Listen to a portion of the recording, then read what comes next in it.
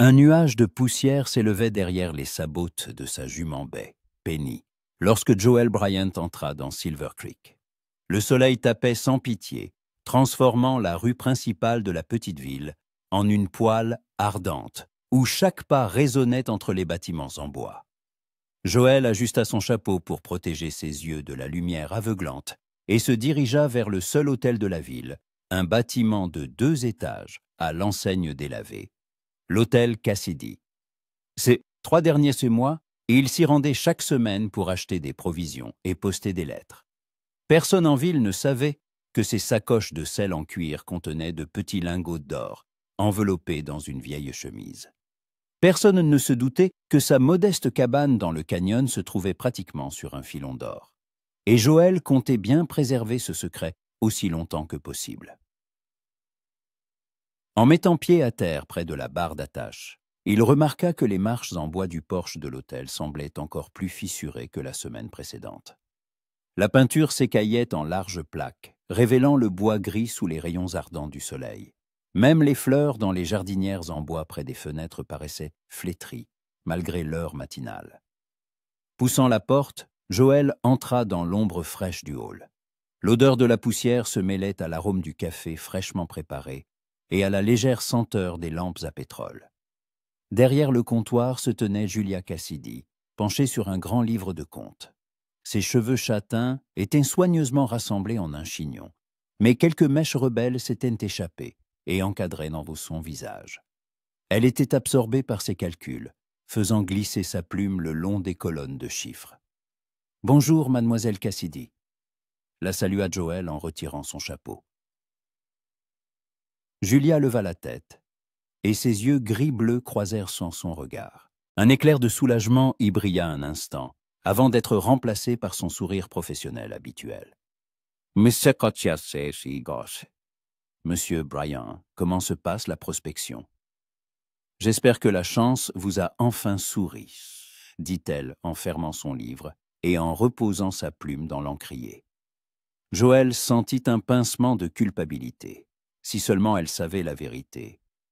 Mais au lieu de cela, il haussa les épaules, feignant la lassitude d'un homme malchanceux. « Pour l'instant, la terre n'est pas pressée de partager ses trésors. Mais je n'abandonne pas, » répondit-il en s'approchant du comptoir. « Et vous, comment vont les affaires? Avez-vous beaucoup de clients ?» Une ombre passa sur le visage de Julia. Elle balaya du regard le hall vide, où les chaises étaient rangées sous les tables, et où le sol était couvert de la poussière apportée par le vent. « Pour être honnête, pas très bien, » avoua-t-elle à voix basse.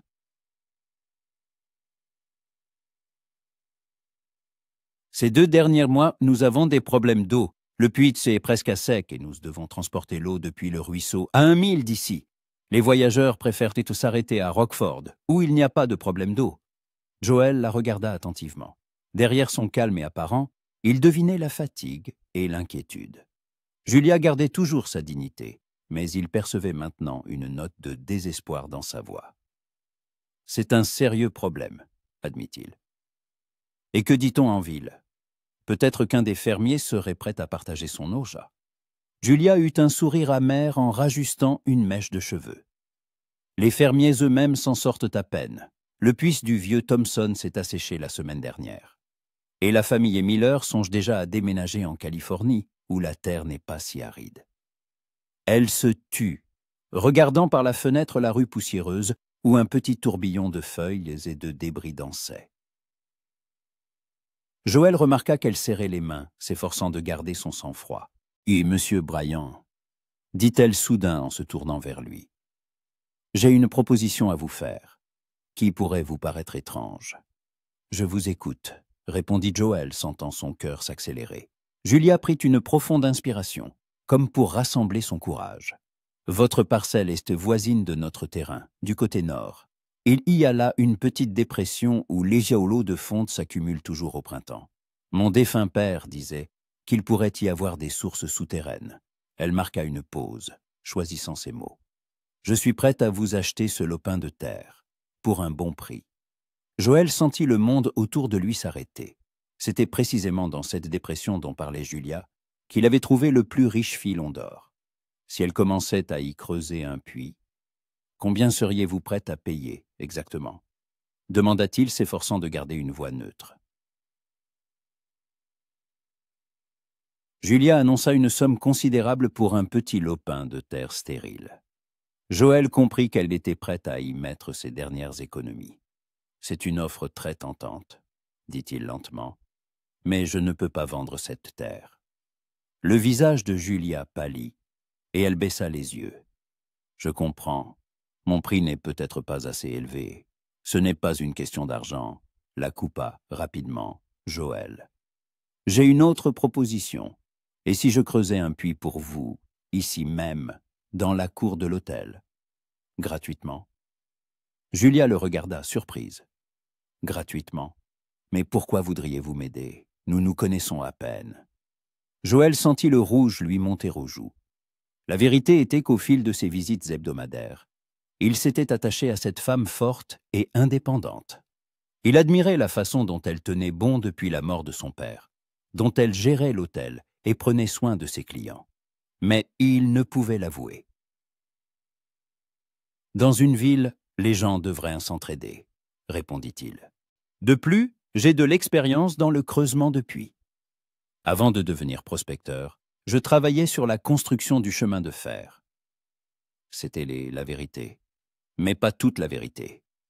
Julia le dévisagea longuement, comme pour essayer de comprendre ce qui se cachait derrière son offre.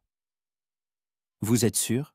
C'est un travail très pénible, surtout avec cette chaleur. »« J'en suis certain, » acquiesça Joël. « À une seule condition, si je ne trouve pas d'eau dans un délai raisonnable, vous ne vous sentirez redevable de rien. » Julia lui tendit la main, sa paume petite et chaude se logea dans sa main calleuse. « Marché conclu, monsieur Bryant, mais j'insiste pour au moins vous offrir le déjeuner tant que vous travaillerez. »« Avec plaisir, mademoiselle Cassidy. » Lorsque leurs mains se séparèrent, Joël sentit un étrange pincement au cœur.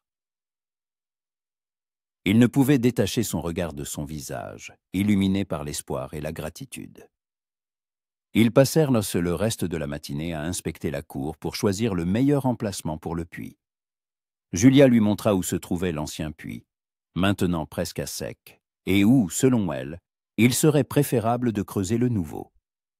Joël examinait attentivement le sol, bien que ses pensées fussent ailleurs. Travailler à ses côtés pendant plusieurs semaines, ce serait une épreuve. Chaque jour, il lui devenait plus difficile de cacher ses sentiments pour Julia. Et maintenant, il y avait ce secret sur l'or.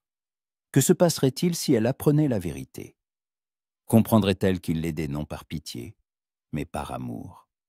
Ou penserait-elle qu'il l'avait trompée depuis le début? « Monsieur Bryant, tout va bien ?» demanda Julia, remarquant son air songeur. « Oui, bien sûr, » se reprit-il. « Je réfléchissais simplement à la meilleure façon d'organiser le travail. »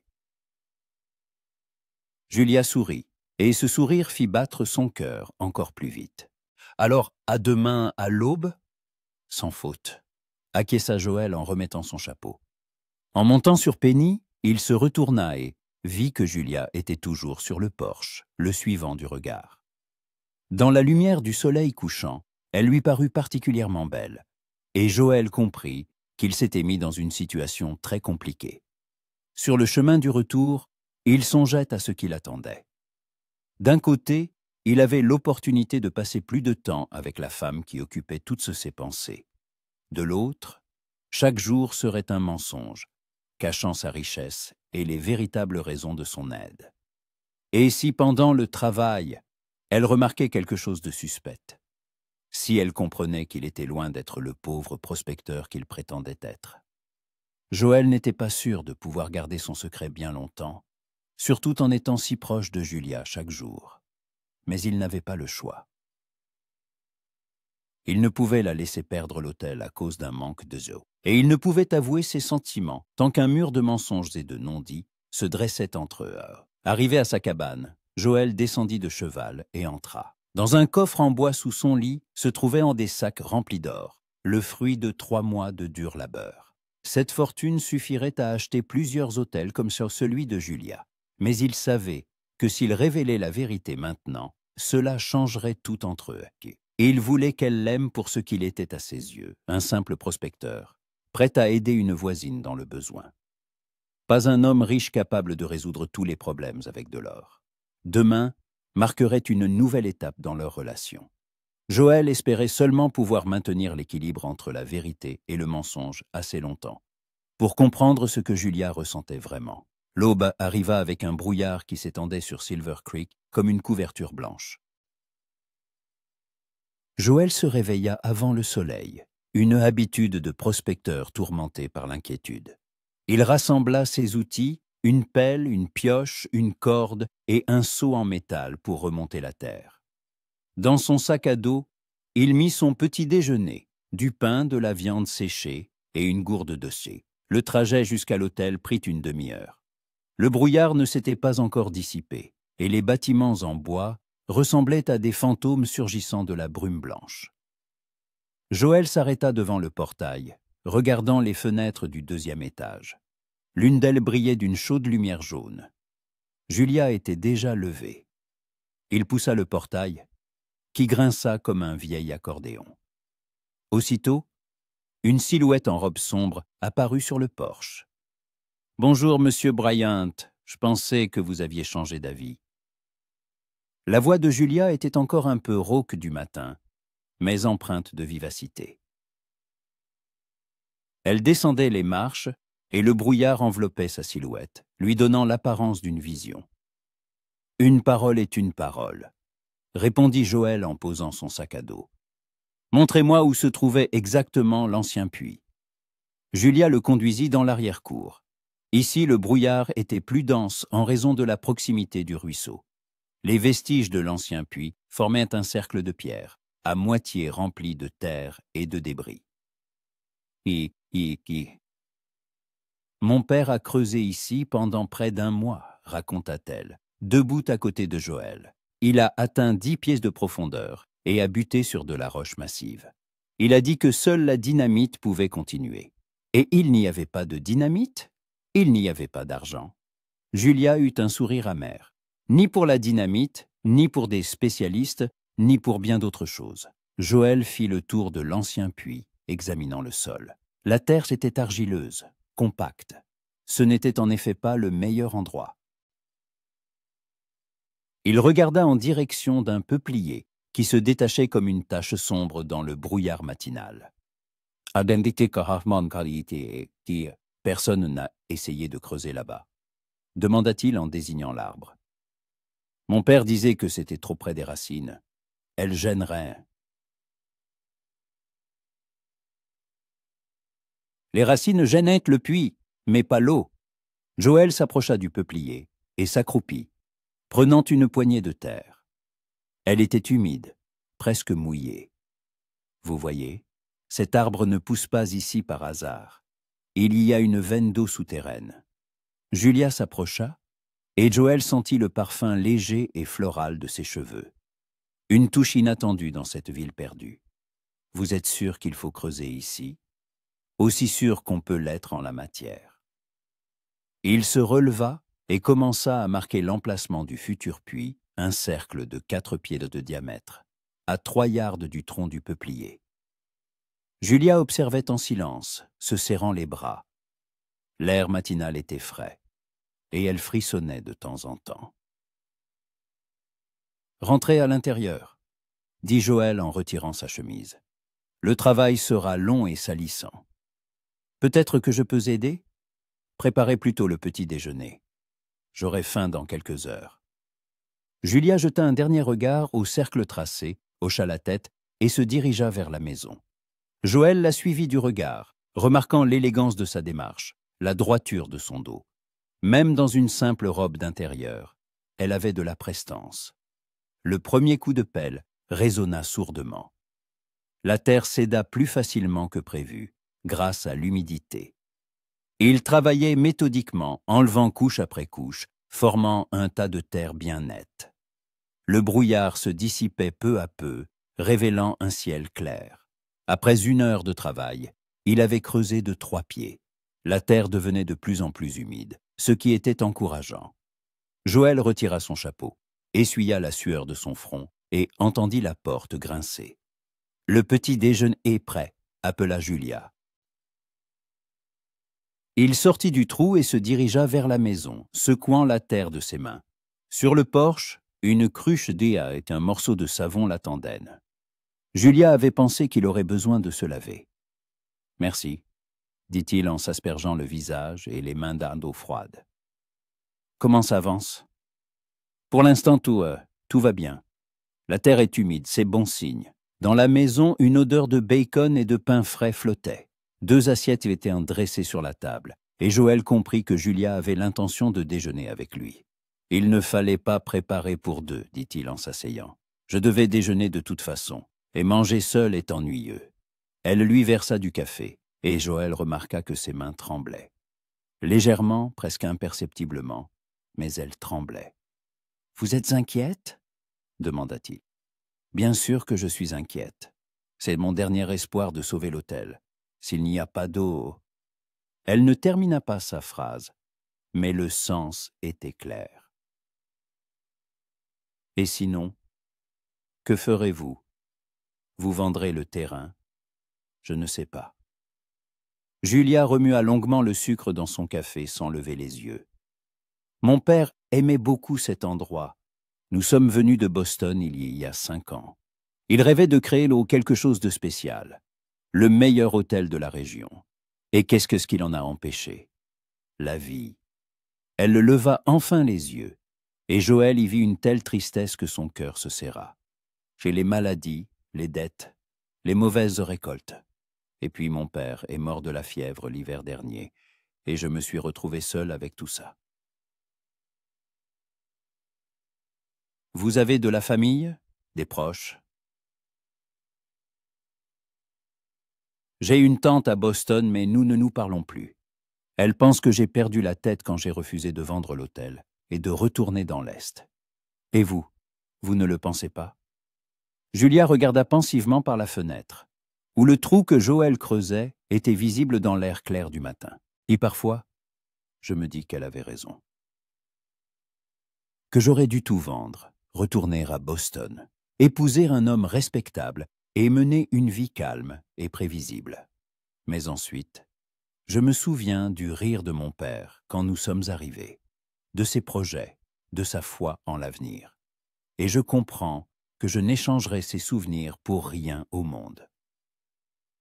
« Vous n'avez donc pas perdu la tête ?» dit Joël. « Vous avez simplement choisi la fidélité à la mémoire plutôt que la sécurité. Et vous, avez-vous quelque chose à quoi vous êtes fidèle ?» La question le prit au dépourvu. Joël mâcha lentement un morceau de bacon, réfléchissant à sa réponse. « Avant, je pensais n'être fidèle qu'à moi-même, » dit-il finalement. « Mais maintenant, je n'en suis plus si sûr. Qu'est-ce qui a changé? J'ai rencontré quelqu'un qui m'a fait réfléchir à ce qui est vraiment important. Une femme. » Joël plongea son regard dans ses yeux gris-bleu et sentit une étrange envie de tout lui dire. Sur la pépite sous son plancher, sur ses nuits blanches, sur sa peur d'être découvert.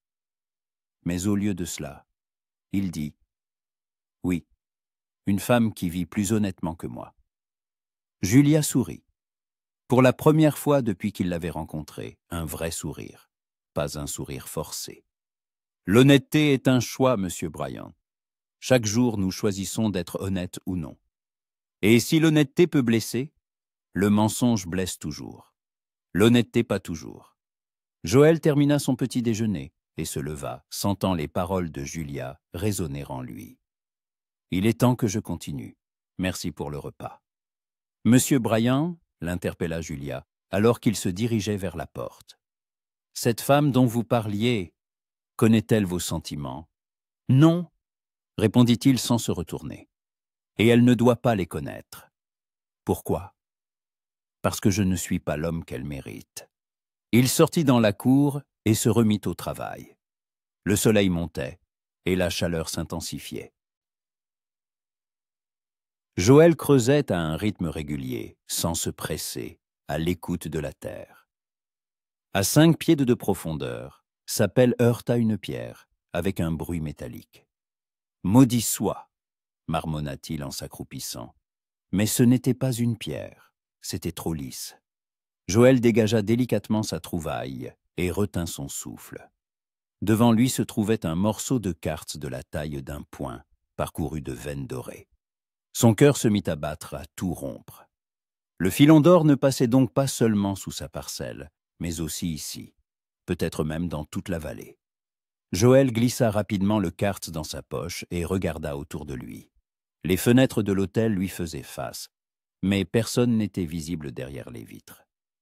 Il continua de creuser, avec une ardeur redoublée. Chaque coup de pelle pouvait révéler une nouvelle trouvaille. Mais au lieu d'or, à 7 pieds de profondeur, il tomba sur de l'os. D'abord, des taches sombres apparurent sur les parois du trou, puis des gouttes qui suintaient de la terre. Une demi-heure plus tard, de l'eau claire clapotait au fond du puits. « Mademoiselle Cassidy !» cria Joël. « Venez voir !» Julia sortit en courant de la maison, s'essuyant encore les mains sur son tablier. « Que se passe-t-il? Voyez par vous-même. » Elle courut jusqu'au puits et se pencha. Au fond, à 7 pieds sous la surface, le ciel se reflétait. « De l'eau, murmura-t-elle, de la vraie eau. Et d'après ce que je vois, elle est pure. Donnez-moi la corde et le seau, je vais en remonter pour goûter. » Julia apporta le nécessaire, et Joël descendit le seau. L'eau était froide et transparente, sans odeur ni arrière-goût. « Goûtez !» dit-il en tendant à Julia une tasse en fer. Elle but une gorgée, puis une autre, puis vida la tasse. « Elle est délicieuse, » dit-elle, la voix brisée par l'émotion.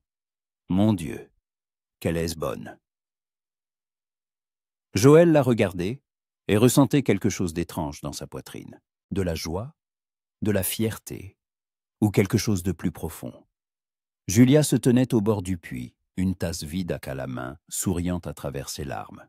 « Monsieur Bryant, je ne sais pas comment vous remercier, » dit-elle. « Ne me remerciez pas. Il reste encore à consolider les parois, à construire la margelle, à installer le treuil. Combien de temps cela prendra-t-il? 2 ou 3 jours, si on travaille sans se presser. Alors, restez pour dîner, et demain aussi. C'est le moins que je puisse faire pour vous. » Joël voulut refuser, mais en voyant son visage heureux, il ne put s'y résoudre. « D'accord, » accepta-t-il, « mais il faut d'abord aller chercher le matériel, des planches, des cerclages en fer. De quoi avez-vous besoin? Je vous donnerai de l'argent. Ce n'est pas la peine. J'ai quelques économies. » C'était vrai. Dans sa cabane, une vieille boîte contenait quelques pièces d'or, celles que Joël avait gagnées honnêtement avant de trouver la pépite. Elle suffirait pour le matériel du puits. « Alors je viens avec vous, » déclara Julia avec détermination. « Je veux choisir moi-même tout ce qu'il faut. » Ce n'est pas une affaire de femme. « Monsieur Bryant, » le coupa-t-elle, et sa voix prit des accents d'acier. « C'est mon puits, mon hôtel et mon argent. Je viens. » Joël la regarda et comprit qu'il était inutile de discuter. Sous toute son apparence fragile, cette femme cachait une volonté de fer. « Très très bien, » dit-il. « Attelez le cheval. Nous allons à Meadowbrook. » Le trajet jusqu'à Meadowbrook dura 2 heures. Julia était assise à côté de Joël sur le siège du chariot, protégée du soleil par une ombrelle. Ils traversaient la prairie, où l'herbe jaune ondulait au vent comme une mer. « Parlez-moi de votre père, » demanda Joël. « Quel genre d'homme était-il? »« Un rêveur, » dit Julia avec un sourire chaleureux. À Boston, il travaillait dans une banque, portait des costumes stricts, vivait selon un horaire. Et puis, il a lu un article de journal sur les opportunités de l'Ouest et en a fait une obsession. Il a vendu la maison, rassemblé nos affaires et m'a emmené ici, une jeune fille de 19 ans qui n'avait jamais rien vu au-delà du jardin public. Vous n'aviez pas peur. Terriblement. Mais mon père était si passionné par ses projets que son enthousiasme m'a contaminé. Il disait que dans l'Est, nous n'étions que de petits roués dans une grande machine, mais qu'ici, nous pourrions construire quelque chose à nous, quelque chose de vrai. Et vous l'avez construit. Les 2 premières années ont été difficiles. Mon père ne savait pas manier les outils, et je ne savais pas cuisiner pour un grand nombre de personnes. Mais nous avons appris. Et peu à peu, l'hôtel s'est fait connaître. Des marchands, des prospecteurs, des voyageurs s'arrêtaient en chez nous. Mon père était heureux. Et vous? Julia devint pensive, regardant la route devant elle. Vous savez, je ne me suis même pas posé la question à l'époque. Je vivais, tout simplement. J'aidais mon père, je tenais la maison, je parlais avec les clients. Et quand il est tombé malade, elle s'interrompit un instant. Quand il est tombé malade, j'ai compris que cette vie était aussi devenue la mienne, que je ne voulais plus partir d'ici. Même maintenant, alors que c'est si difficile, surtout maintenant, sa voix se durcit. Mon père croyait en cet endroit. Il est mort en croyant que je continuerai son œuvre. Je ne peux pas le décevoir. Joël resta silencieux, impressionné par la force de cette femme. Dans sa poche, le morceau de quartz aux veines dorées le brûlait, tandis qu'un sentiment qu'il avait peur de nommer grandissait en lui. « Et si le puits ne suffit pas ?» demanda-t-il prudemment. « Si les affaires ne reprennent pas, alors je trouverai d'autres moyens. Peut-être que j'élèverai des poules, ou que je ferai du pain à vendre, ou... Je ne sais pas, mais je n'abandonnerai pas. Vous êtes une femme étonnante, mademoiselle Cassidy. Non, juste têtue, rit-elle. Mon père disait que c'était à la fois mon plus grand défaut et ma plus grande qualité. Meadowbrook les accueillit dans le bruit et la poussière. L'aciérie, à l'orée de la ville, dégageait une odeur de bois fraîchement coupé. Joël aida Julia à descendre du chariot et se dirigea vers le propriétaire, un homme corpulent à la barbe grise. « Il nous faut des planches pour la margelle d'un puits, dit-il. Du chêne ou du pin, l'important c'est qu'elles ne pourrissent pas. Le chêne est plus cher, prévint le propriétaire. Nous prenons le chêne, dit fermement Julia. Le puits doit durer longtemps. Pendant qu'on chargeait les planches, elle choisit des cerclages en fer, une corde et un treuil. Tout de la meilleure qualité, sans marchander. Joël la regardait avec admiration. Cette femme connaissait le prix du bon travail. Sur le chemin du retour, le soleil déclinait. Julia s'assoupit, la tête posée sur son épaule, et Joël sentit le parfum subtil de ses cheveux. Une chaleur nouvelle et inconnue montait dans sa poitrine, un sentiment qu'il n'avait jamais éprouvé.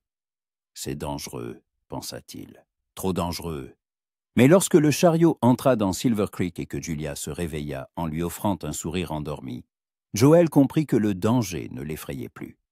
Au contraire, il l'attirait, comme l'or attire les prospecteurs. Et, comme l'or, il pouvait le perdre. 3 jours plus tard, le puits était terminé. La margelle en chêne soutenait solidement les parois. Le treuil en fer brillait au soleil, et le tao montait plus vite qu'on ne pouvait la puiser. Julia se tenait à côté de Joël, admirant le fruit de leur travail commun, un sourire aux lèvres.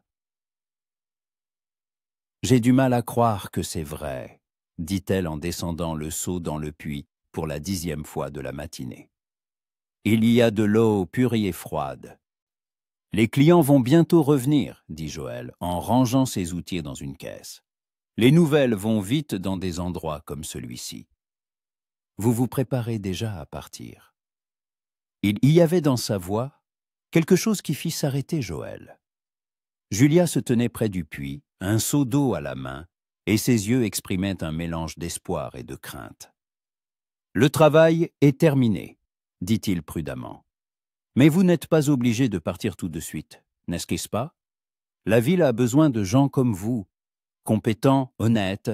Mademoiselle Cassidy, Julia. S'il vous plaît, appelez-moi Julia. » Elle posa le seau et s'approcha, et Joël sentit le familier parfum de lavande dans ses cheveux. « Julia, » répéta-t-il, et son nom lui parut doux sur la langue. « Je ne suis pas du genre à m'installer quelque part. Pourquoi? Qu'est-ce qui vous pousse à errer? Joël voulut répondre par sa phrase habituelle sur la quête d'une vie meilleure. Mais en la regardant dans les yeux, il ne put mentir. La peur, dit-il honnêtement. La peur que les gens en apprennent trop sur moi. Et qu'y a-t-il de si terrible à apprendre? Il se détourna, regardant les collines derrière lesquelles se cachait sa cabane et son or. Que je ne suis pas aussi bon que j'en ai l'air. Julia s'approcha tout contre lui, le forçant à la regarder. « Joël, dit-elle doucement, le nommant pour la première fois. Nous portons tous en nous quelque chose dont nous avons honte, mais cela ne fait pas de nous de mauvaises personnes. L'important, c'est ce que nous choisissons de faire ensuite. » Sa main se posa sur son épaule, et Joël sentit la chaleur de son contact à travers le tissu de sa chemise. « Et si ce que je cache pouvait changer ce que vous pensez de moi? Essayez de me le dire, et vous verrez. » Joël la fixa longuement, luttant contre l'envie de tout lui avouer. Mais à cet instant, un bruit de sabots et de roues se fit entendre depuis la rue principale. « On dirait que vous avez de la visite, » dit-il en reculant d'un pas. Une élégante calèche, attelée à 2 chevaux bais, s'arrêta devant l'hôtel. Le cocher sauta à bas de son siège et ouvrit la portière, d'où sortit un homme d'âge mûr en costume coûteux et chapeau haut de forme. « Monsieur Harrison » murmura Julia, sa voix se glaçant. Joël se souvint de ce nom, l'éleveur qui s'était intéressé à sa parcelle. Un homme imposant, sûr de lui, avec une moustache soignée et une chaîne de montre en or sur son gilet. « Mademoiselle Cassidy » s'exclama Harrison en s'approchant à grandes enjambées. « Quelle heureuse rencontre! J'ai entendu dire que vous aviez qu'à trouver de l'eau. »« Vous avez bien entendu, » répondit sèchement Julia. « Excellent, excellent !» Harrison remarqua le puits et s'approcha, hochant la tête d'un air approbateur. « Beau travail!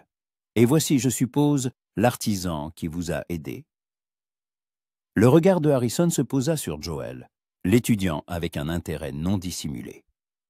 Joël Bryant se présenta Joël sans tendre la main. « Oh, nous nous connaissons déjà de nom. Je suis William Harrison, propriétaire du ranch au nord de la ville.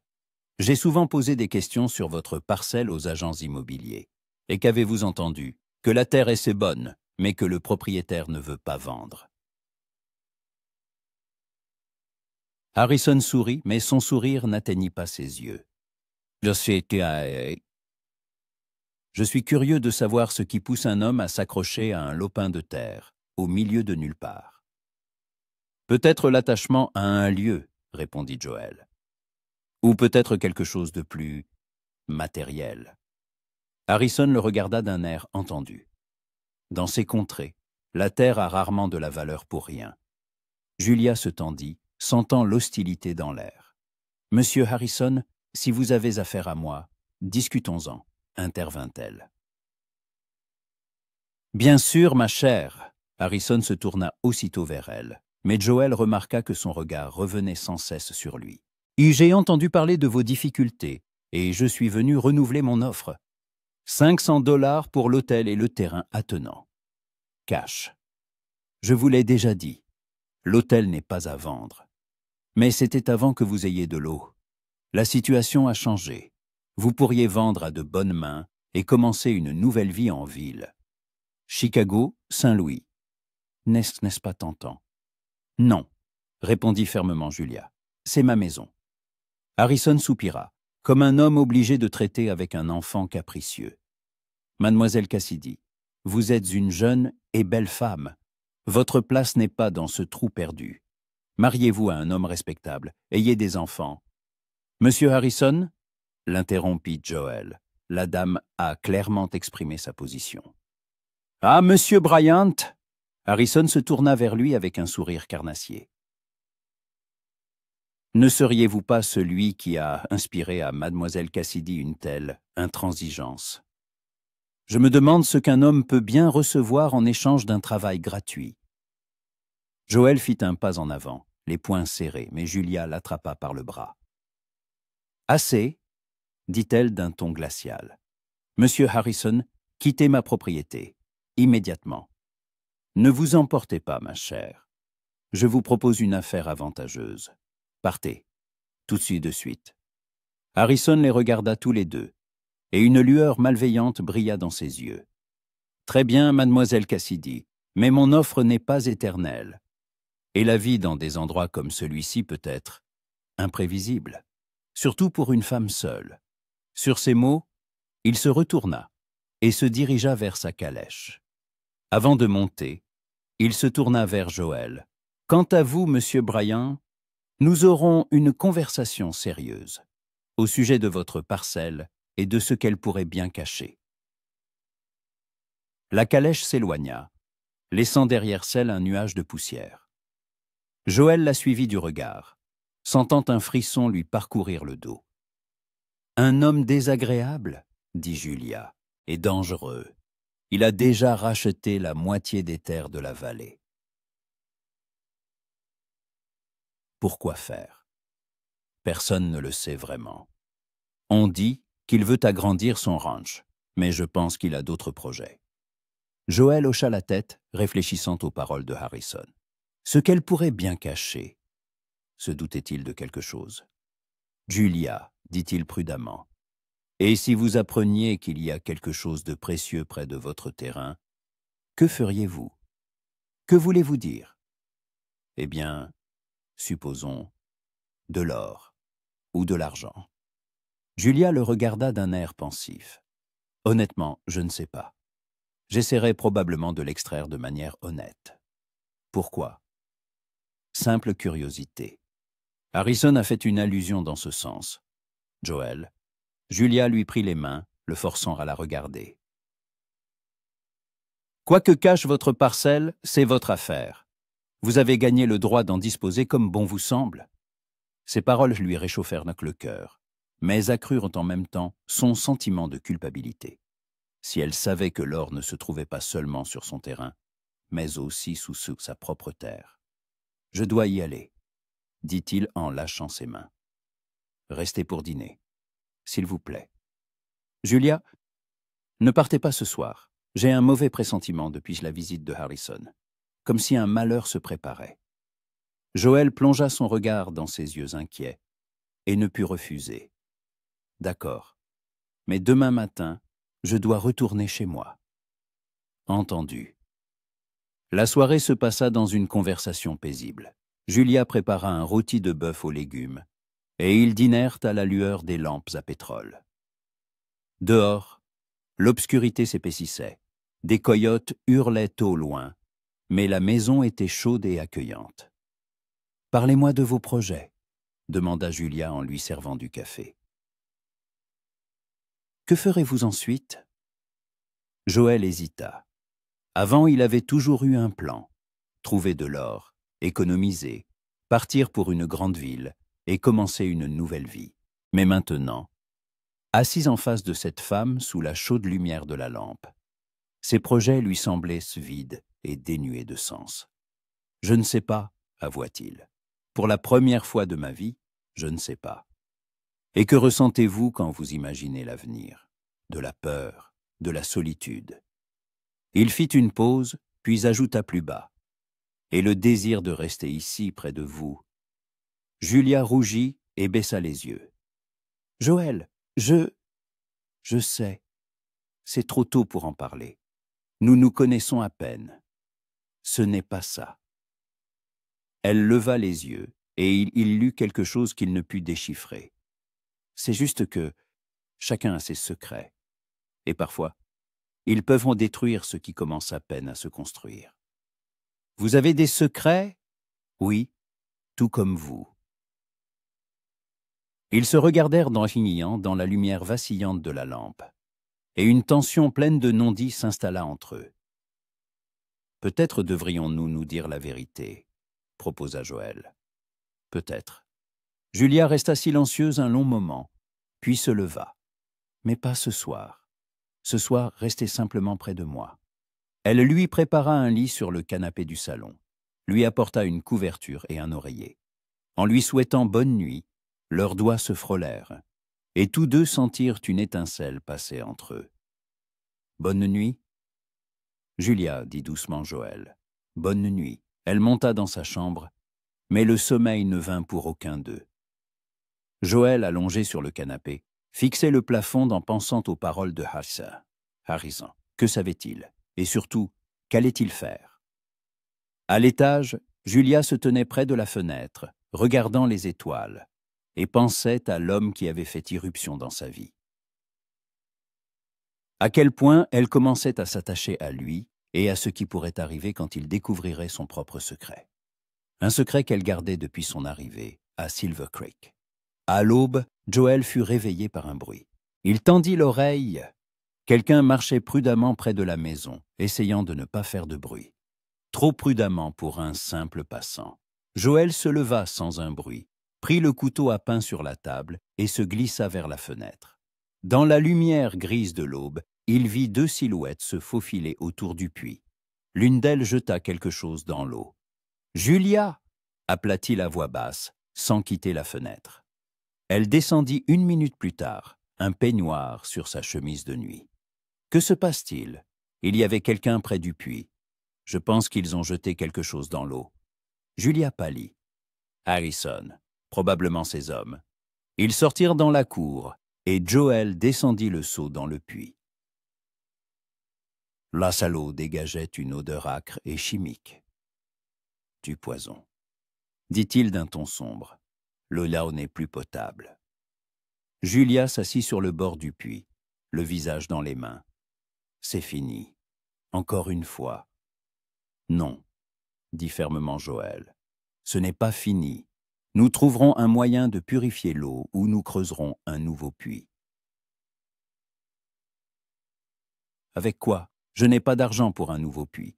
Et l'ancien, qui sait combien de temps il faudra pour le nettoyer. » Joël regarda sa silhouette abattue et sentit la rage monter en lui.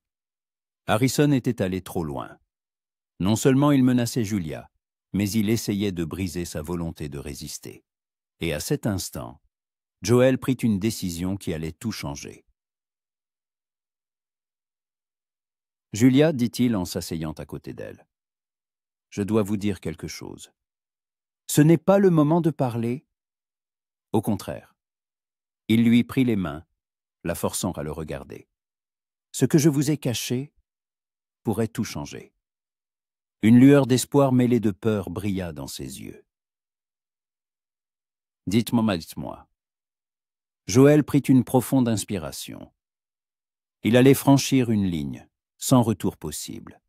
« Il y a 3 semaines, commença-t-il, j'ai trouvé de l'or sur ma parcelle. Une grosse pépite. Et ce matin, en creusant votre puits, j'ai trouvé du quartz avec des veines d'or. » Julia restait silencieuse, le regard fixé sur lui. « Je pense qu'un filon d'or traverse toute la vallée. Et Harrison sans doute. C'est pour ça qu'il veut racheter toutes les terres, » murmura Julia. « Oui, et c'était pour ça que je ne pouvais pas lui vendre ma parcelle. »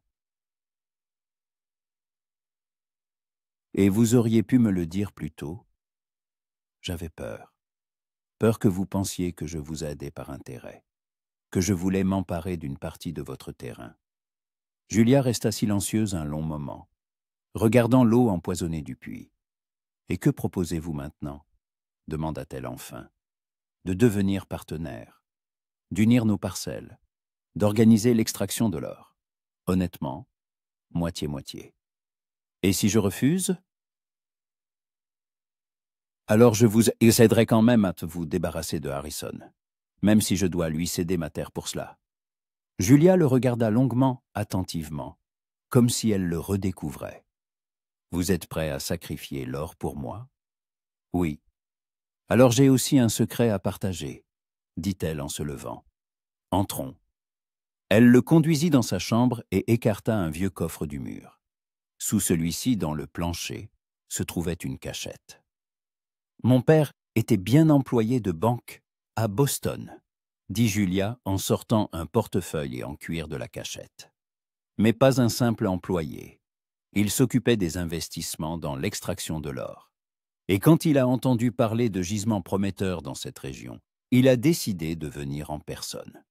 Elle ouvrit le portefeuille et Joël vit des cartes, des documents et des rapports géologiques. Il connaissait l'existence du filon d'or, demanda Joël stupéfait. Il s'en doutait, mais il laissait mort avant de pouvoir commencer l'exploitation. Et moi? Je ne savais pas quoi faire de tout ça, jusqu'à votre arrivée. Joël regarda les cartes où une ligne rouge indiquait le tracé supposé du filon.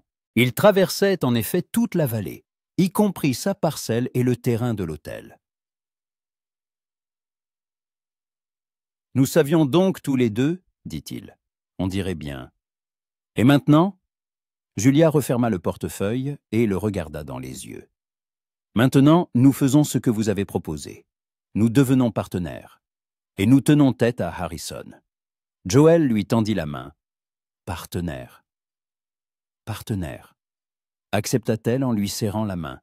Mais lorsque leurs doigts se touchèrent, ils sentirent tous deux qu'il y avait entre eux bien plus qu'un partenariat d'affaires. Quelque chose qui pourrait se révéler plus précieux que tout l'or du monde. Dehors, l'aube se levait, illuminant un nouveau jour qui leur apporterait de nouvelles épreuves et de nouvelles découvertes. La semaine qui suivit l'empoisonnement du puits fut consacrée à des préparatifs fébriles. Joël et Julia travaillaient du matin au soir, étudiant les cartes du père de Julia et planifiant l'exploitation du gisement. Ils nettoyèrent et rincèrent le puits plusieurs fois, jusqu'à ce que l'eau redevienne pure. Mais tous deux savaient que ce n'était que le début de leur confrontation avec Harrison. Joël s'installa à l'hôtel, louant officiellement une chambre au 2e étage. En réalité, ils passaient leurs journées ensemble, penchés sur les cartes dans le salon, et leurs soirées en longues conversations à la lueur des lampes à pétrole. Et chaque jour, quelque chose de plus qu'un partenariat grandissait entre eux. « Regardez ici », dit Julia en montrant une des cartes. « Mon père qui a marqué cet endroit comme le plus prometteur. Le filon devrait y être proche de la surface. » Joël se pencha pour examiner la marque. C'était un endroit près du ruisseau, à un demi-mille de l'hôtel. « Nous pourrions commencer une prospection d'essai là-bas, » admit-il. « Mais il nous faudra des outils, du matériel. »« J'ai de l'argent, » dit Julia. « Mon père a laissé quelques économies. Je les gardais pour les jours difficiles. » Et ce jour n'est pas arrivé? Julia sourit de ce sourire chaleureux qui illuminait de plus en plus souvent son visage. Au contraire, j'ai l'impression qu'un jour nouveau est arrivé, un jour de nouvelles opportunités. Joël la regarda et sentit la chaleur familière dans sa poitrine. Au cours de cette semaine, il avait découvert une toute nouvelle facette de Julia. Elle n'était pas seulement une femme belle et fière, mais aussi une personne intelligente et pratique, dotée d'un sens aigu des affaires.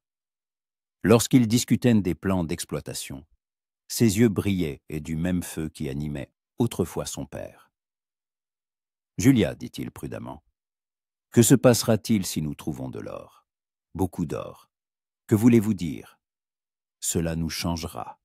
Cela changera ce qu'il y a entre nous. » Julia posa la carte et se tourna vers lui. « Et qu'y a-t-il entre nous, Joël ?» La question resta en suspens. Ils étaient assis côte à côte sur le canapé, leurs genoux se touchant presque, et Joël sentait sa proximité de tout son être. « Je ne sais pas, » répondit-il honnêtement, « mais je sais que je ne veux pas le perdre. »« Alors mettons-nous d'accord, » dit Julia doucement. « Quoi qu'il arrive, quelle que soit la quantité d'or que nous trouverons, cela ne nous changera pas. Nous resterons les mêmes. Vous le promettez? Je le promets. Et vous? Je le promets. » Leurs visages étaient très proches, et Joël sentit son souffle sur sa peau. Un instant de plus, et il l'aurait embrassé. Mais à ce moment, on frappa à la porte. Ils s'écartèrent assez brusquement, et Julia se leva précipitamment en rajustant ses cheveux. « Qui cela peut-il bien être à cette heure ?» marmonna-t-elle en se dirigeant vers la porte. Sur le seuil se tenait un inconnu, petit et maigre, vêtue d'un costume froissé et d'un chapeau usé. Mademoiselle Cassidy. Je m'appelle Samuel Whitney. Je représente la société Western Mining Enterprises. Puis-je entrer? Julia échangea un regard perplexe avec Joël, qui s'était déjà levé et approché. « De quoi s'agit-il, monsieur Whitney ?» demanda Joël. « D'une proposition d'affaires, ce qui pourrait changer votre vie, » répondit Whitney en retirant son chapeau. Puis-je me présenter plus en détail? Ils le firent entrer dans le salon, après avoir rangé les cartes. Whitney s'assit dans un fauteuil, sortit une mallette et en extirpa une liasse de documents.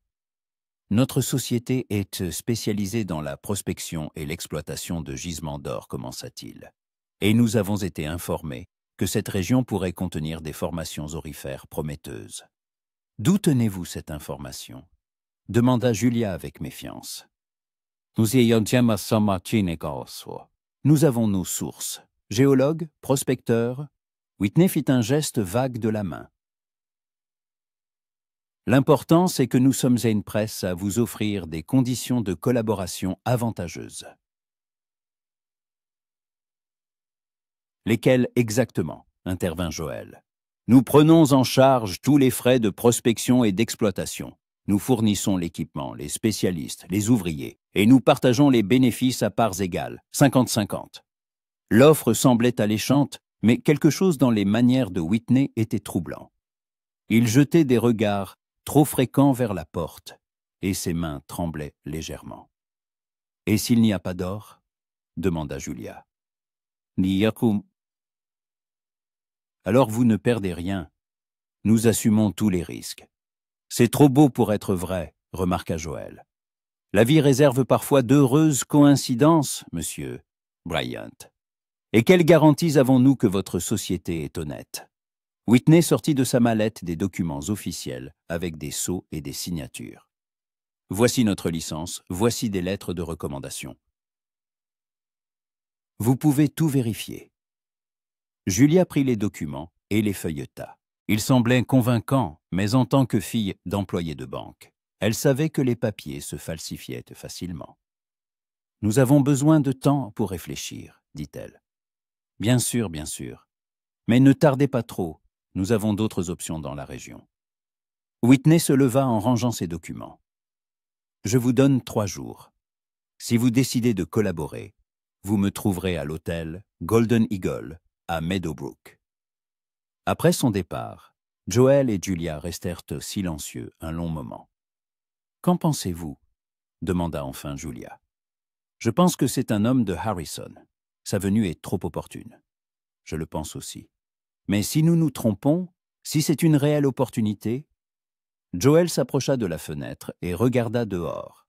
Whitney montait dans un chariot de location, mais au lieu de prendre la route de Meadowbrook, il partit dans la direction opposée, vers le ranch de Harrison. « Nous ne nous trompons pas, » dit-il. « Regardez par vous-même. » Julia s'approcha de la fenêtre et vit le chariot s'éloigner. « Harrison change donc de tactique, » dit-elle pensivement.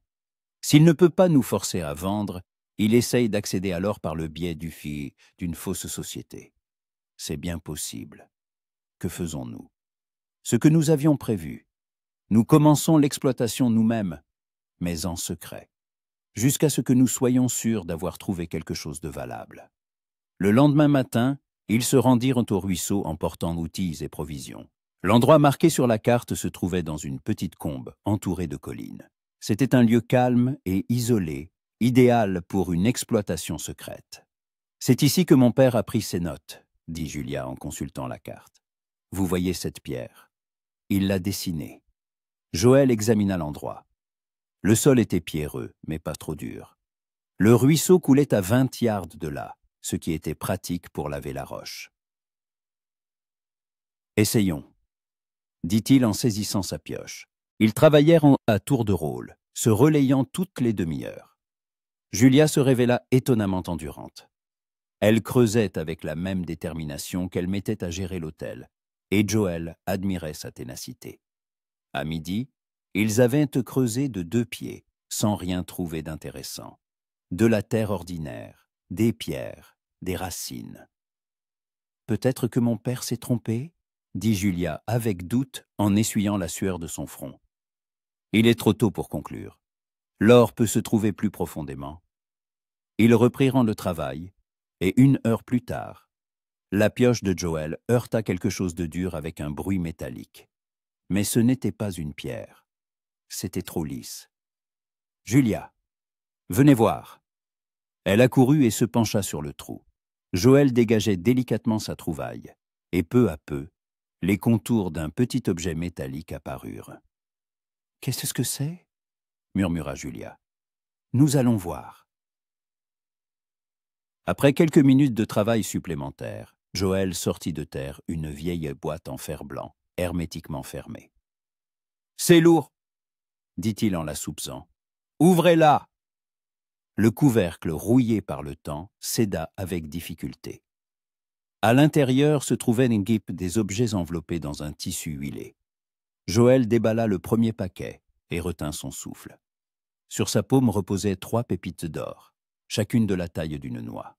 « Mon Dieu !» souffla Julia. « C'est du vrai ?»« Du vrai !» confirma Joël en testant l'or avec ses dents. Et ce n'est pas tout. La boîte contenait plusieurs autres paquets. Des pièces d'or, des morceaux de quartz veinées d'or et, le plus important, une note sur un papier jauni. Julia déplia la note et lut à voix haute. « À celui qui trouvera cette cachette. Je m'appelle Ézéchiel Morgan, je suis prospecteur. J'ai trouvé ces échantillons en amont du ruisseau, mais je n'ai pas eu le temps d'exploiter le gisement. La phtisie m'a emporté. Le filon d'or traverse toute la vallée, mais les zones les plus riches sont en amont. Méfiez-vous des hommes en noir. Ils ont tué mon partenaire parce qu'il refusait de leur vendre l'information. » Daté de 1875. « Les hommes en noir » répéta Julia pensive. « Je me demande qui c'est. Je l'ignore, mais cette note confirme ce que pensait votre père. Il y a de l'or ici. » Julia prit une des pépites et la tint au soleil. Le métal brillait d'un jaune pur, et des reflets dorés dansaient dans ses yeux. « Nous sommes riches, murmura-t-elle. Nous pouvons être riches. Oui, mais il faut d'abord trouver le filon lui-même. Ce ne sont que des échantillons. » Ils rebouchèrent le trou, masquèrent soigneusement les traces de leur travail et retournèrent à l'hôtel. La boîte d'or fut cachée dans la cachette, à côté des cartes du père de Julia. Le soir, ils étaient assis dans le salon, discutant de leur futur plan de recherche. L'or, posé sur la table entre eux, scintillait à la lumière de la lampe. « Demain, nous irons plus en amont du ruisseau, dit Joël. Si ce Morgan avait raison, les zones les plus riches devraient ainsi trouver. Et si on nous voit? Harrison nous surveille sûrement. Nous serons prudents. Nous partirons avant l'aube et reviendrons après le coucher du soleil. » Julia hocha la tête, mais quelque chose dans son regard alerta Joël. « À quoi pensez-vous ? » ?»« Au fait que tout change trop vite. Il y a 1 semaine, j'étais une femme seule qui luttait pour la survie de son hôtel. Et maintenant, j'ai un partenaire. » Elle le regarda longuement. « J'ai de l'or, j'ai de l'espoir pour l'avenir. Et j'ai peur que tout cela ne soit qu'un rêve. » Joël se leva, s'approcha d'elle et lui prit les mains. « Ce n'est pas un rêve, Julia. C'est la réalité, notre réalité. Et si l'or nous change, si nous devenons comme ces gens qui ne pensent qu'au profit, cela n'arrivera pas. Ou comment le savez-vous » Joël la regarda longuement dans les yeux, luttant contre l'envie de lui dire ce qu'il ressentait. « Parce que pour moi, vous valez plus que tout l'or du monde, » dit-il finalement. Julia retint son souffle. Ses joues rougirent, et quelque chose que Joël n'avait jamais vu auparavant apparut dans ses yeux. « Joël, je sais, c'est trop tôt pour en parler. Nous nous connaissons depuis seulement 2 semaines. Mais je ne peux plus me taire. Ce n'est pas une question de temps, dit-elle doucement. C'est que je ressens la même chose. » Ce fut à son tour de se figer. Avait-il bien entendu? Qu'avez-vous dit? Que moi aussi? Julia hésita, n'osant pas prononcer les mots. « Dites-le. la supplia-t-il en s'approchant. Je suis tombée amoureuse de vous, moi aussi. Le temps s'arrêta, et ils se tenaient l'un en face de l'autre dans la lumière vacillante de la lampe, et entre eux flottait un aveu qui changeait tout. Joël toucha délicatement son visage, caressant Sorrow avec son pouce. « Julia ?»« Embrassez-moi, embrassez-moi » murmura-t-elle. Leurs lèvres se rencontrèrent dans un baiser long et tendre. Joël la serra dans ses bras, la sentant trembler, et comprit qu'il avait trouvé quelque chose d'infiniment plus précieux que l'or. Quand ils se séparèrent enfin, Julia sourit à travers ses larmes. « Maintenant, je suis sûre que ce n'est pas un rêve, » dit-elle. Pourquoi? Parce que les rêves ne sont jamais aussi beaux. Joël rit et la serra plus fort contre lui. Dehors, le vent hurlait, apportant avec lui l'odeur de l'automne et des changements à venir. Mais ici, dans la chaude lumière du salon, près de la femme qu'il aimait, l'avenir semblait radieux et plein d'espoir, même s'il leur fallait encore affronter Harrison et ses hommes, même si des dangers qu'ils ne pouvaient encore imaginer les attendaient. Pour l'instant, ils étaient ensemble, et cela suffisait. Quant à l'or, il attendrait demain. Joël Foundienne fut réveillé par des coupes de feu. Le claquement sec déchira le silence de l'aube, résonnant contre les collines. Il sauta du canapé où il dormait depuis son installation à l'hôtel et se précipita à la fenêtre. Dans la lumière grise du matin, il vit des cavaliers, 4 silhouettes sombres, s'éloignant de la ville au galop. Et sur la rue principale, quelque chose fumait. Julia, appela-t-il en montant les escaliers. Elle était déjà à la fenêtre de sa chambre, un peignoir sur sa chemise de nuit. « Que s'est-il passé ?» demanda-t-elle. Mais son visage montrait qu'elle devinait déjà. On dirait un avertissement. « Habillez-vous, il faut aller voir les dégâts. » Ils s'habillèrent rapidement et sortirent. Ce qu'ils virent fit pousser un cri d'horreur à Julia. Devant l'hôtel, en plein milieu de la route, brûlait une grande croix en bois, et sur un poteau du porche était clouée une note. Joël arracha le papier et lut à voix haute. « Mademoiselle Cassidy, c'est le dernier avertissement. Vendez votre terrain et quittez la ville avant qu'il ne soit trop tard. Sinon, l'incendie pourrait ne pas être que symbolique. Les amis de l'ordre. » « Les amis de l'ordre » répéta Julia avec dégoût. Des lâches qui n'osent pas montrer leur visage. « Ah, qui ?»« C'est Harrison » dit sombrement Joël. « Il a décidé de vous faire peur. Il n'y arrivera pas. » La voix de Julia était d'acier. « Je ne suis pas du genre à céder aux menaces. » Joël éteignit la croix enflammée avec l'os à eau du puits, tandis que Julia rangeait la note. Des voisins, les quelques habitants de Silver Creek réveillés par les tirs, s'approchaient. « Que se passe-t-il ici ?» demanda le vieux McGregor, le propriétaire du magasin. « Quelqu'un a décidé d'intimider mademoiselle Cassidy » répondit Joël. « Harrison ?» McGregor cracha par terre. « Cette vermine en a assez fait. D'abord, il achetait les terres pour une bouchée de pain. Maintenant, il menace ceux qui refusent de vendre. »« Et que dit le shérif ?» demanda Julia. « Notre shérif est acheté, » ricana amèrement McGregor. « C'est Harrison qui l'entretient. Inutile de se plaindre. » Peu à peu, les voisins se dispersèrent, laissant Joël et Julia seuls. Les restes fumants de la croix leur rappelaient la gravité de la menace. « Il faut accélérer les recherches, » dit Joël, « avant que Harrison ne passe à quelque chose de plus radical. Vous pensez qu'il pourrait mettre le feu à l'hôtel? Je pense qu'il est capable de tout. Ce genre d'homme ne recule que devant la peur de perdre plus qu'il ne peut gagner. » Et qu'est-ce qui pourrait l'arrêter? Joël réfléchit, regardant les cendres à ses pieds. Si nous trouvons l'or les premiers et que nous enregistrons officiellement la concession, alors toute tentative de s'emparer de la terre deviendra illégale, même pour Harrison. Alors, allons au ruisseau, tout de suite. Julia, ça pourrait être dangereux. Et si ces hommes nous surveillent? Et si nous n'y allons pas? Elle le regarda avec détermination. Joël, toute ma vie, j'ai laissé les autres décider pour moi. Mon père, les circonstances, mes peurs. Mais maintenant, j'ai une chance de prendre mon destin en main. Et je ne la laisserai pas passer. Joël vit qu'il était inutile de discuter. Et il n'en avait pas envie. Cette femme possédait une force d'âme qui l'admirait. D'accord, mais nous prenons des armes. Julia avait le revolver de son père, vieux mais en bon état. Joël prit son colt et des munitions de rechange.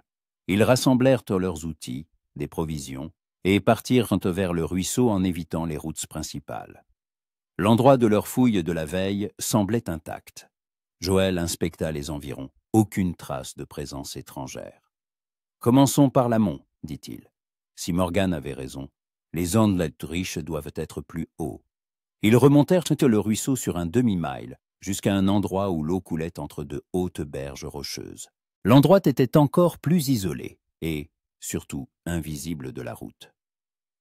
« Essayons ici, » proposa Julia en montrant un petit banc de sable au bord de l'eau. Joël prit la pelle, mais la terre était étonnamment meuble. À un pied de profondeur, du sable parsemé d'éclats brillants apparut. « Julia, regardez !» Elle accourut et s'accroupit près du trou. Dans le sable scintillaient des paillettes d'or, une véritable roche aurifère. « C'est ça ?» murmura-t-elle. « On dirait bien, il faut laver le sable pour en être sûr. » Joël remplit une vieille poêle qu'ils avaient apportée de sable et commença à le laver dans le ruisseau. Le sable léger s'écoulait, ne laissant que les particules lourdes. Et parmi elles, l'or brillait. Pas des paillettes, mais des flocons de la taille de grains de riz. « Mon Dieu !» souffla Julia.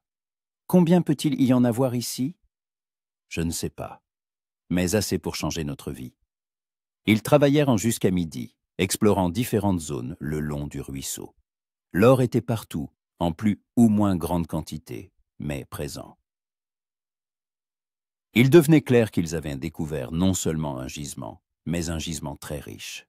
« Il faut enregistrer officiellement la concession, » dit Joël en rangeant les outils. « Allez au chef-lieu du comté, déposer une demande d'exploitation. Et si Harrison nous devance, s'il a déjà déposé une demande pour ses terres? Alors nous devrons prouver que nous avons trouvé l'or les premiers. » Joël montra les échantillons collectés. « Nous avons des preuves. » Ils s'apprêtèrent à partir quand ils entendirent un bruit de sabots. Joël fit signe à Julia de s'accroupir derrière des rochers, tandis qu'il jetait un regard prudent. Sur la route, à un demi-mille de là, 3 cavaliers avançaient. Même de loin, il était clair qu'il ne s'agissait pas de voyageurs ordinaires. Ils avançaient lentement, scrutant attentivement les environs. « Ils nous cherchent, » murmura Joël. « Et les hommes de Harrison ? Très probablement. » Ils attendirent que les cavaliers disparaissent derrière un virage, puis sortirent prudemment de leur cachette. « Il faut rentrer par un autre chemin, » dit Joël. « Par la forêt. » Le retour fut plus long. Ils serpentèrent entre les arbres, évitant les espaces découverts, et n'atteignirent l'hôtel qu'au crépuscule. « Demain, nous allons à Meadowbrook, » décida Julia en verrouillant la porte. « Nous déposons la demande d'exploitation. Et si c'est un piège?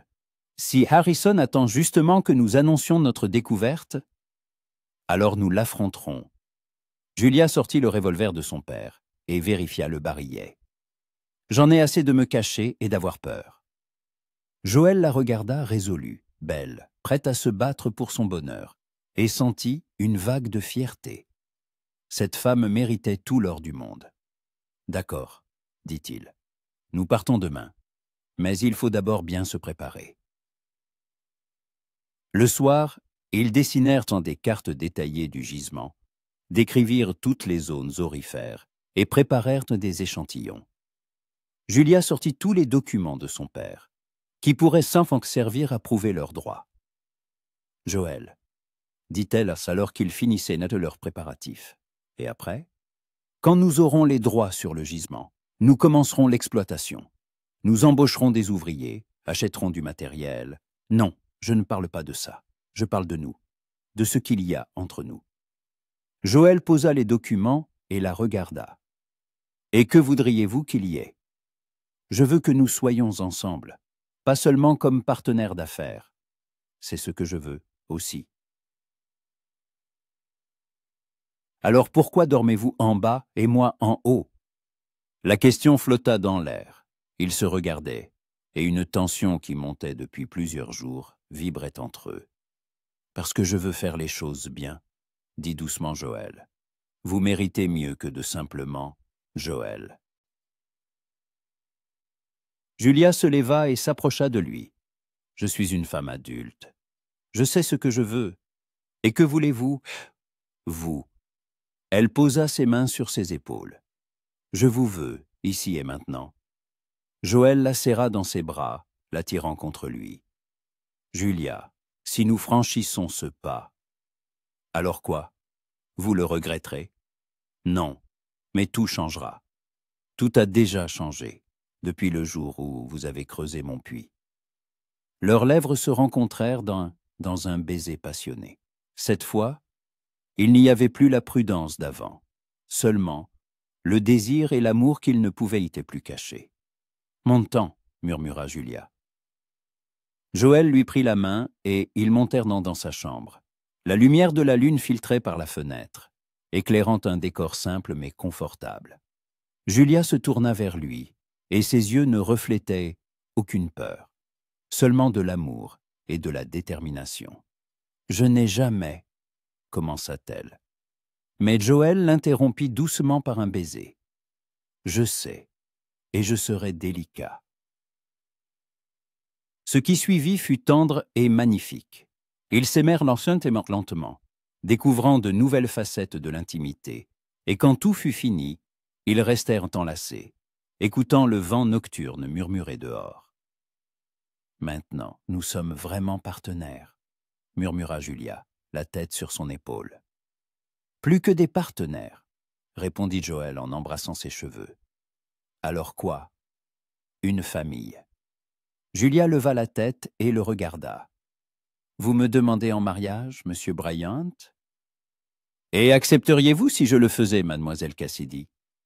Essayez, et vous verrez. » Joël se pencha au-dessus d'elle et la regarda sérieusement dans les yeux. « Julia Cassidy, épousez-moi. Soyez ma femme, ma partenaire, la mère de mes enfants. Soyez tout ce que j'ai au monde. »« Oui, » murmura-t-elle, des larmes de joie brillant dans ses yeux. « Oui, oui, oui. » Ils s'embrassèrent à nouveau, et le monde extérieur cessa d'exister.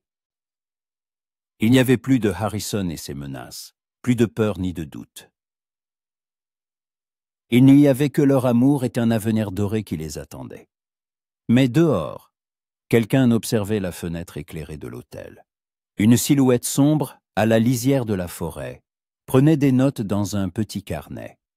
Et le lendemain matin, ce carnet se retrouverait sur le bureau de William Harrison. Alors, le jeu entrerait dans une nouvelle phase, plus dangereuse. Mais pour l'instant, Joël et Julia dormaient enlacés, inconscients des épreuves à venir. Ils dormaient comme mari et femme, comme partenaires, comme des êtres qui s'étaient trouvés dans un monde immense et parfois cruel. Ils dormaient, se préparant pour la dernière bataille et pour leur bonheur. L'aube apporterait de nouveaux espoirs et de nouveaux dangers, mais ils les affronteraient ensemble. Le matin, les accueillit au son de cavaliers approchant. Joël se réveilla le premier, entendant le martèlement des sabots sur la terre dure, et jeta un regard prudent par la fenêtre. Son cœur se serra. Un détachement entier s'approchait de l'hôtel, 8 cavaliers en vêtements sombres, menés par Harrison. Certains tenaient des fusils. Julia, appela-t-il doucement en la secouant légèrement. « Réveillez-vous. Nous avons de la visite. » Elle ouvrit instantanément les yeux. l'inquiétude se lisant sur son visage. Harrison, lui-même, et il n'est pas seul. Julia se leva rapidement, enfila un peignoir et s'approcha de la fenêtre. Les cavaliers s'étaient arrêtés devant l'hôtel, sans descendre de cheval. « Que veulent-ils » murmura-t-elle.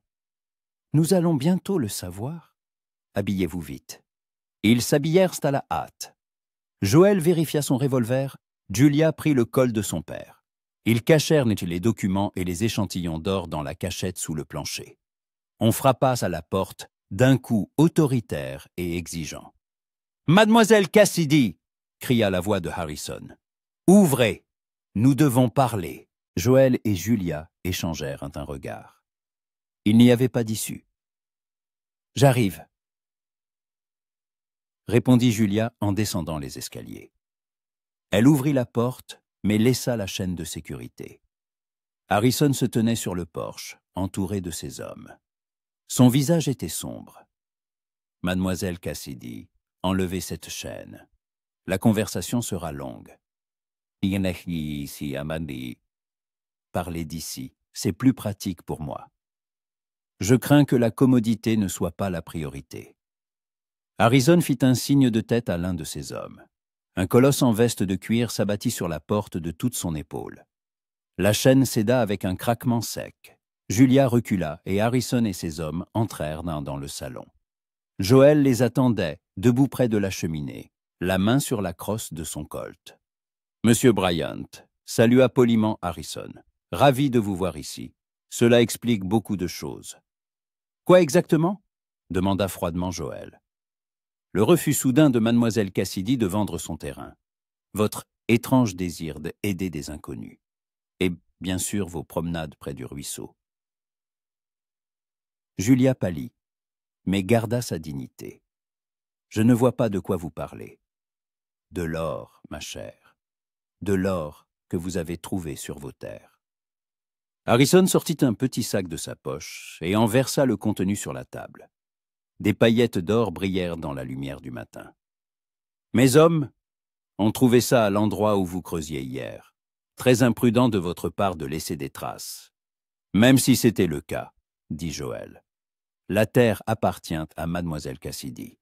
Vous n'avez aucun droit d'être ici. »« Des droits, monsieur Bryant ?» Harrison ricana. « Savez-vous que toute la parcelle près du ruisseau n'appartient en réalité pas à mademoiselle Cassidy ? Vous mentez. »« Pas du tout. » Harrison sortit un vieux document de sa poche. « Voici le plan cadastral. La limite de sa parcelle passe à 100 yards de votre découverte. Et la terre aurifère appartient à la société, les premiers colons. » Joël parcourut le document des yeux. Il semblait ancien et authentique. « Et qui est derrière cette société ? »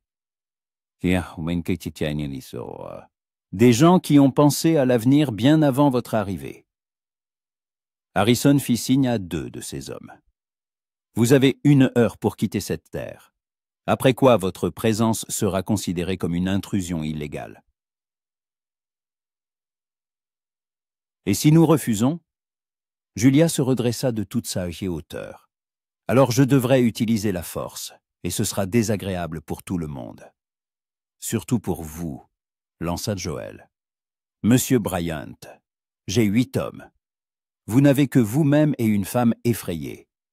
Qui, selon vous, sortira vainqueur de cette confrontation ?» Harrison se dirigea vers la porte, mais se retourna sur le seuil. « À propos, mademoiselle Cassidy, mon offre d'achat de l'hôtel est toujours valable. Le prix a juste changé. $100 pour le tout. Allez au diable. Comme vous voudrez, mais je reviens dans 1 heure, et je ne serai pas aussi patient. » Les cavaliers partirent, laissant derrière eux un nuage de poussière et un sentiment de catastrophe imminente. « Que faisons-nous » demanda Julia en s'affaissant dans un fauteuil. Réfléchir. Nous avons 1 heure. Joël arpentait la pièce, analysant la situation. Harrison les avait déjoués. Pendant qu'ils cherchaient de l'or, il étudiait les titres de propriété. « Et s'il a raison concernant les limites de la parcelle ?» demanda doucement Julia. Alors l'or n'est en effet pas sur votre terre. Mais cela ne veut pas dire que nous devons abandonner. Julia se leva, alla à la cachette et sortit les cartes de son père. « Regardez » dit-elle en déroulant une. « Mon père a aussi étudié les limites des parcelles. Et ce qui est intéressant, c'est que la société, les premiers colons, est propriétaire de plusieurs parcelles dans la vallée. Mais personne n'a jamais vu ses représentants.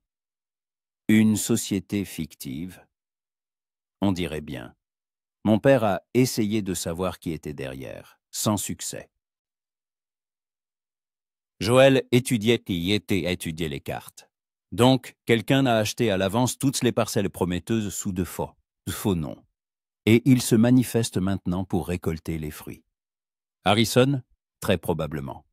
Ou celui qui est derrière lui. Julia feuilletait les notes de son père. « Voilà » s'exclama-t-elle. « Mon père a trouvé une piste. Les premiers colons est enregistré au nom d'un certain Ezra Blackstone. Jamais entendu ce nom. Moi si. » Julia pâlit. Blackstone est le nom de jeune fille de la mère de Harrison. Mon père l'a mentionné en parlant des familles locales. Les pièces du puzzle s'assemblaient. Harrison n'était pas à Silver Creek par hasard.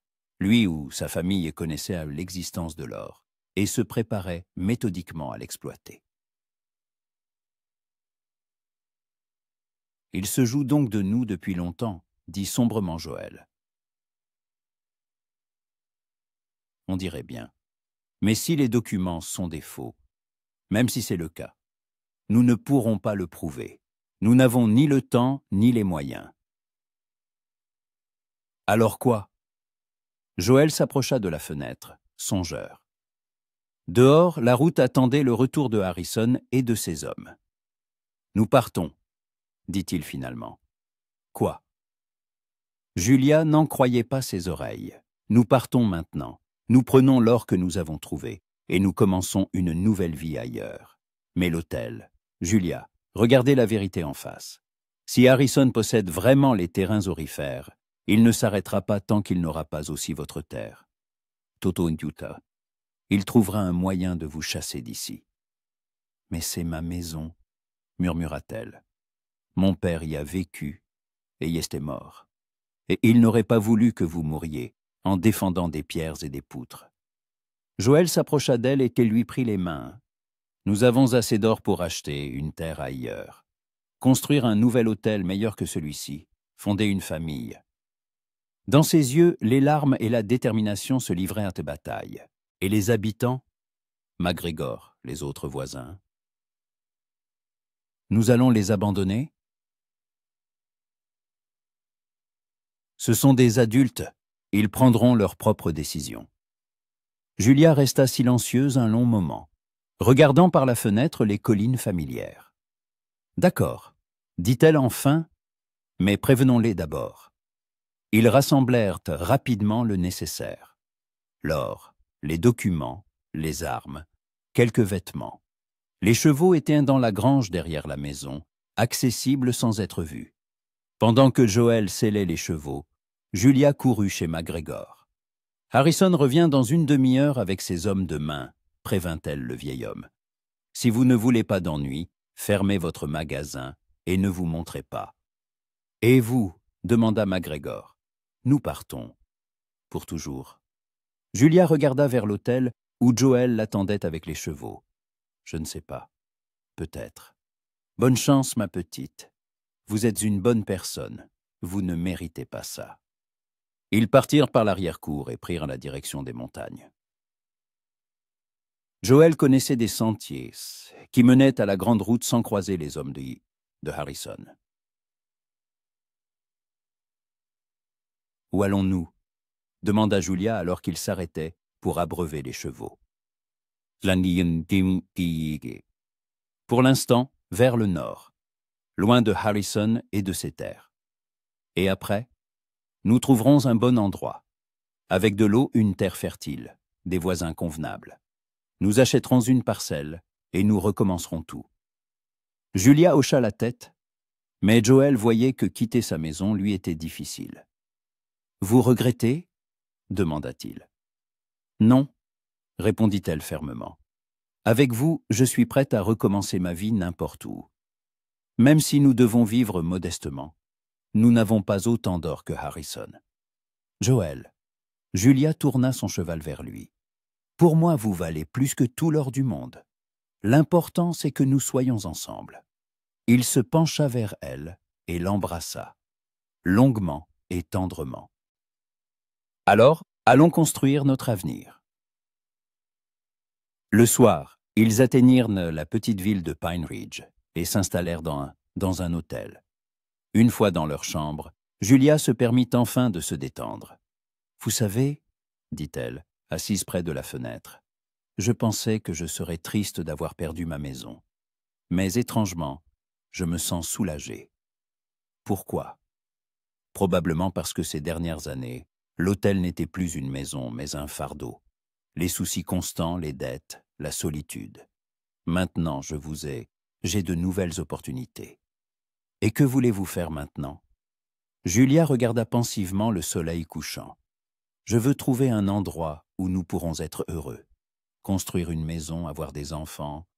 Peut-être ouvrir un petit hôtel, mais pour le plaisir, pas pour la survie. C'est un excellent plan. Et vous? De quoi rêvez-vous? Joël s'approcha d'elle et l'entoura de ses bras. D'une famille? De me réveiller à vos côtés chaque matin, d'enfants qui courront dans notre cour. Alors, réalisons ces rêves. Ils passèrent plusieurs jours à Pine Ridge, explorant les environs et se renseignant sur les bonnes parcelles à vendre.